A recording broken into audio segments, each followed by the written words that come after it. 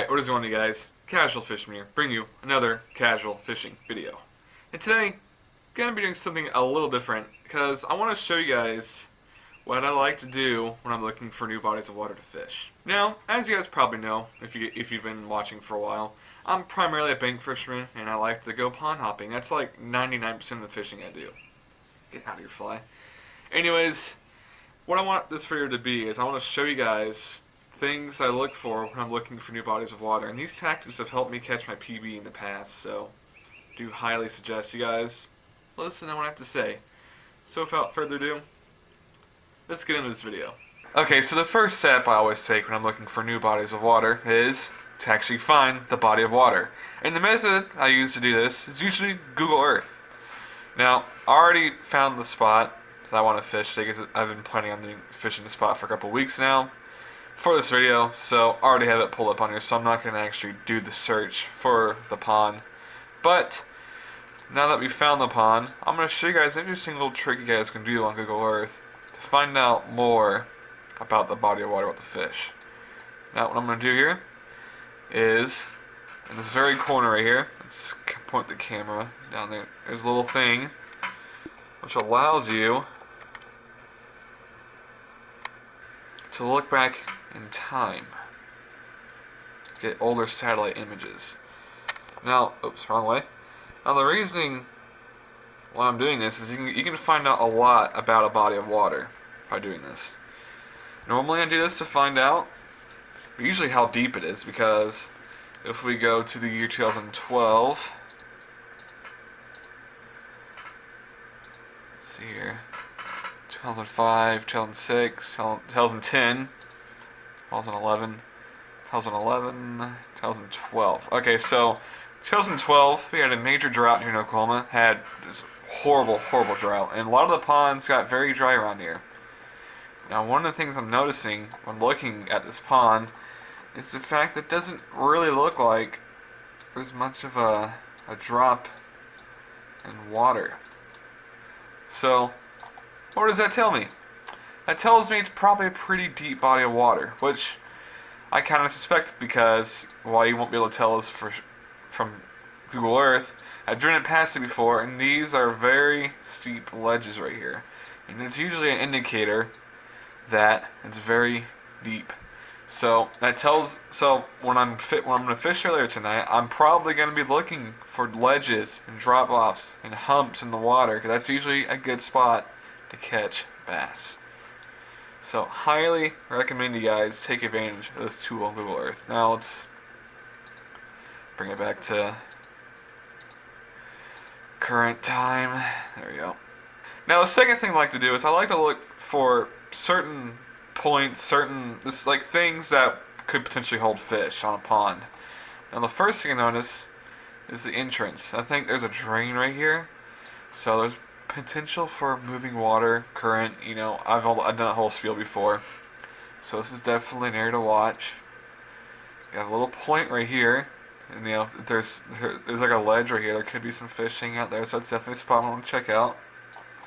Now here, a little drain, but most importantly, we have some rock right here. Now let's see if we can go back to 2012 when they had the drought. Of course, we have a lot of grass, which we'll talk about that in a minute, but you can see you have rocks right here. And as you all know, bass like to hang out in rocks, because that's a good place for them to, you know, ambush prey. So certainly something I'm going to want to fish later. Let's get back to 2018. Okay, another little point right here. And actually, the water's clear enough in this picture, you can kind of see the drop-off point right here, where it starts to get kind of deep, and even see right here, nice little ledge right here. So definitely gonna want to cast in that area when I go there. Let's move a little further down. You have another drain, more rocks, and another drop-off. So this is definitely getting fish today. Of course, you also have the fountain over there, which it's probably too far away to fish. And it looks like this is a bit of a shallow flat right here, so it's probably worth a try to fish this here, but I don't really know if there'll be any fish there or not. And it kind of looks like, especially if you start getting toward the southern part of the pond, Definitely looks like it's deeper pretty quickly. As you can see, the shallow part kind of drops off pretty quickly here. So definitely some deeper water here. That's definitely something to check out. And then from what I eat, this doesn't really come out very well on this picture, but actually kind of does on this. But this whole section here is very, very overgrown. Like this whole section here is very overgrown. So I'm probably not going to really bother fishing that section because I don't want to get bit by a snake or ticks. So yeah, that ain't gonna happen, Chief. So now that we've identified the major parts and locations and just points of this pond, now we have advanced knowledge going in to tonight when we go fishing. And speaking of, it's time to go fishing, so I will see you guys at the pond. Alright guys, just arrived at the spot, and first things first, it's looking pretty good, not gonna lie. So I'm just gonna go and just dive right in. Already topped out this place a little bit. Definitely got some grass on the shore, some brush. I think definitely a pretty good little spot. But gonna be starting off with the Mondo worm and the Blacklist Baits jig, black and blue with the black and blue Blacklist Baits jig with the Kraken craw. Basically the same tip I had last time, but you know, I think it should still work here. Anyways, I'm gonna start off. I'm gonna try to throw it right in front of this little drainage crap, and I just cut a tree. All right, cool. I'm gonna start off here, work my way down towards the dam, see how it goes. It's definitely looking a little shallow here, so I probably won't spend too much time here. Like I can see the bottom on most spots here.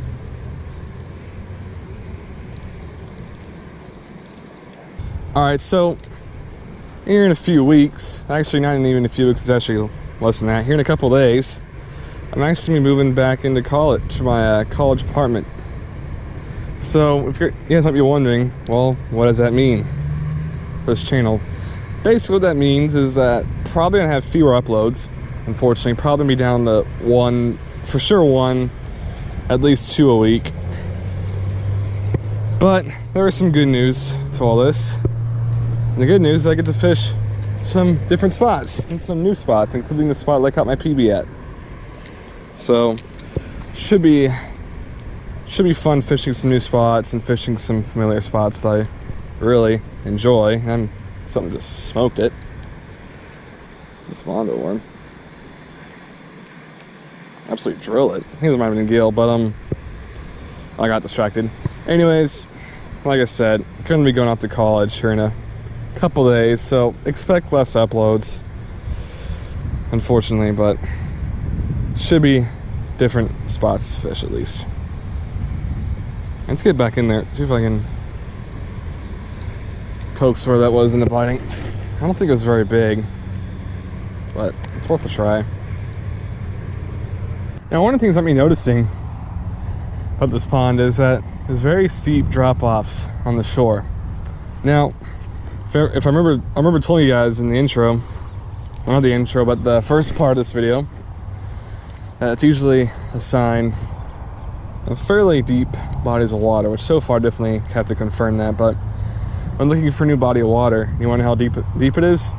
Well, I mean, you can tie a jig on and just let it sink to the bottom, get a good guess, but you don't need to do that. You can just look at the banks usually. You can usually kind of get a good idea for how deep it is. Tip of the day for you. Now, it's not 100% true all the time, but as a general rule of thumb, it's usually the case. And I've really have yet to be at a place where it isn't quite true. Because every place I fish has steep ledges like this. Usually it's pretty decent depth. That's something to keep in mind. This is something to keep in mind for you guys when you guys go out and look for new bodies of water. Alrighty, so made a bit of a power play here. So on the spinning set, I decided to put a black and blue Bonita bug on with a 1/8 ounce weight. Thought maybe if I downsize my bait a little bit, I might be able to get some more hookups, because I have a feeling there's some pretty small bass that were hitting those Mondo worms, and they were able to get their mouths around the big worm. But on the bait caster, I took the jig off and decided to put on a chatterbait. And the reason why, normally I wouldn't throw a moving bait in the summer, but I'm noticing a little bit of action on the top, a little bit.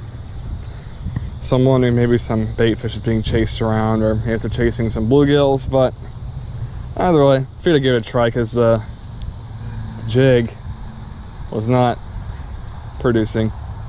So we'll see if this change in tactics helps me out or not. Certainly hope so, because I already got a bite. Yep. Yeah, it came off. That's a good sign though.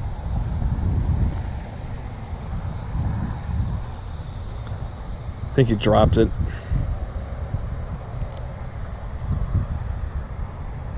All right, that's good though. That's good. Let's get back in there.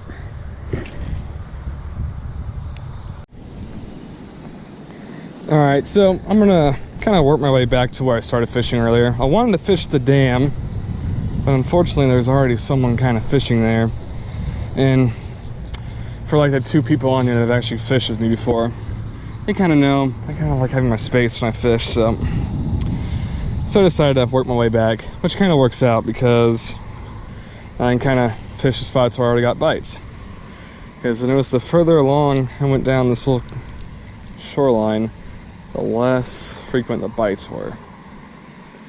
So we'll see if I can finally land something today. Kind of freaking hope so, but if I don't catch anything, I don't catch anything. You know, it's kind of a part of fishing new spots, you know. For every absolute fire pond you find, you usually find 2 or 3 duds. Well, even if I don't catch anything today, I'm not going to put this spot on my no-go list. I usually try to give a spot 2 or 3. That's a terrible cast, but I try to give a spot usually 2 or 3 chances before I put it on my no-go list. So I'll definitely I'll give it a chance after today if I don't catch anything.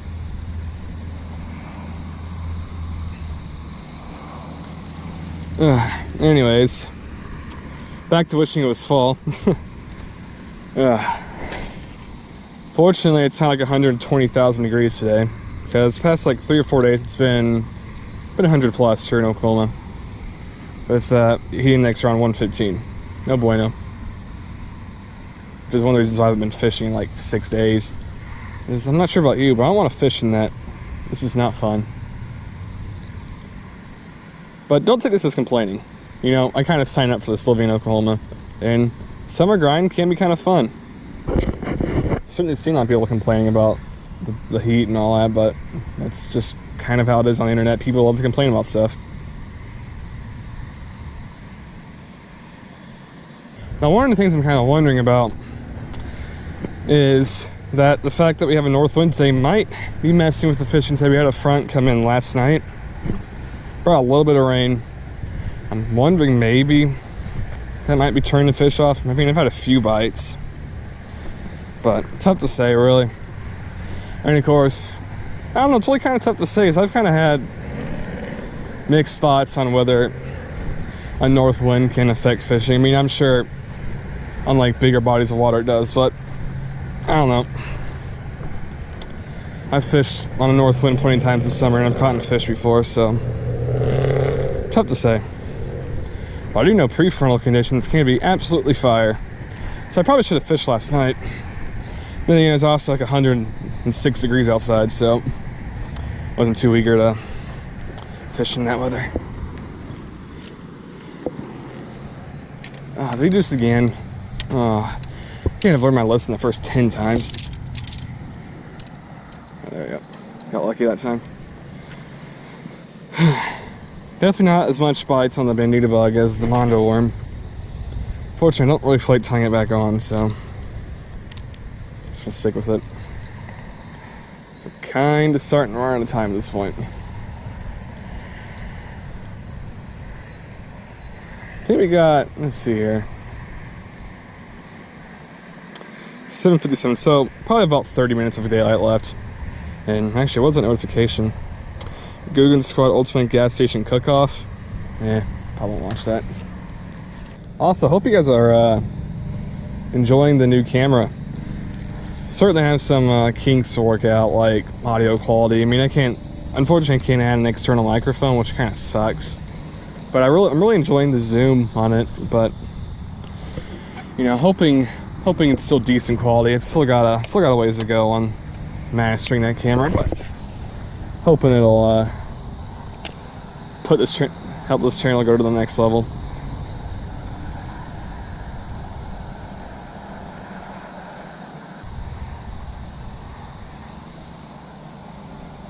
What the hell?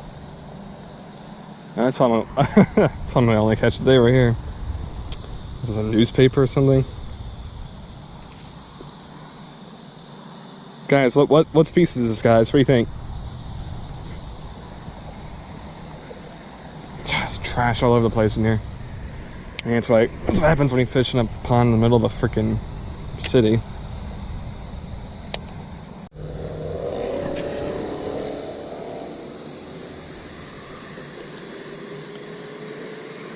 Alright, probably got about 5 minutes of daylight left, so I'm gonna hope for Hail Mary bass at this point.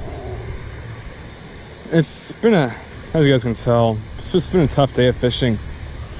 And I think it probably has a lot to do with this, the fact that I got a bluegill on it now.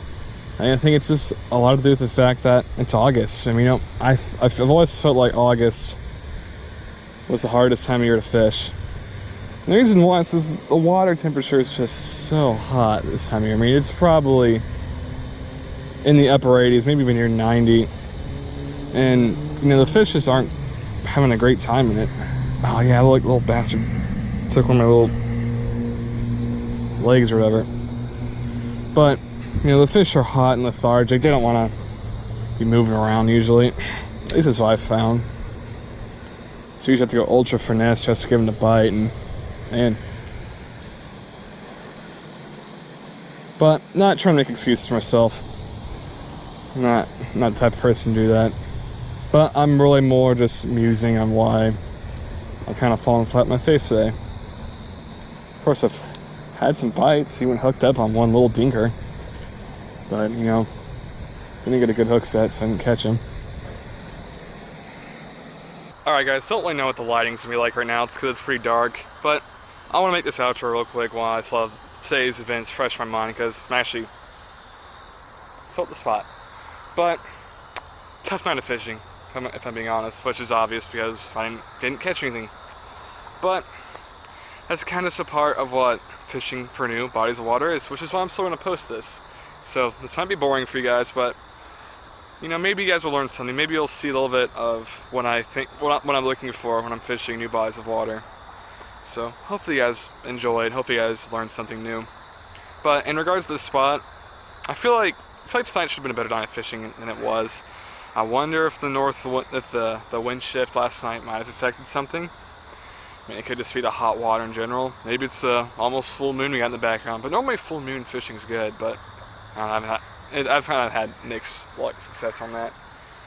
But, with that being said, not giving up on the spot. I will come back to it at some point. I don't know if that's going to be a month from now, 2 years from now, or 10 years from now.